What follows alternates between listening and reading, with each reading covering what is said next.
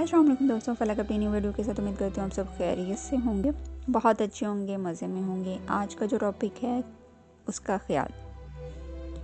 आजकल तुम इस ख्याल में रहते हो कि उसका मैसेज आया कि नहीं, उसको मैसेज करूँ कि नहीं।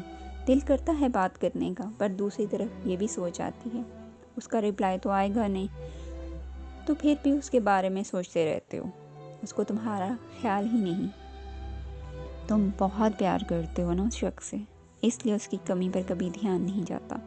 आपने ना उसको बहुत सर पे चढ़ा लिया कि उसके अलावा कुछ भी नहीं है इस दुनिया में। कोई इतना मसरूफ़ नहीं होता कि एक मिनट भी ना निकाल पाए तुम्हारे लिए। वो ख़ास नहीं है, तुम ख़ास हो जिसने उसको ख़ास बनाया है। तो क्या तुमको अच्छा लगता है ख़ास इंसान सिर्फ इस बात पर रोना शुरू कर दे कि उसका रिप्लाई क्यों नहीं आया? अपनी अहमियत को कम होने ना दिया करो। यहाँ पर ही गलती करते हो। कभी उसको भी मौका दो कि वो भी तुमको मैसेज करे, याद करे। क्यों उसका ख्याल हर वक्त दिल में बसाए रहते हो? उम्मीद करती हूँ अच्छा लगा होगा। अच्छा लगा हो तो प्लीज़ अपने राय का इजहार कीजिए।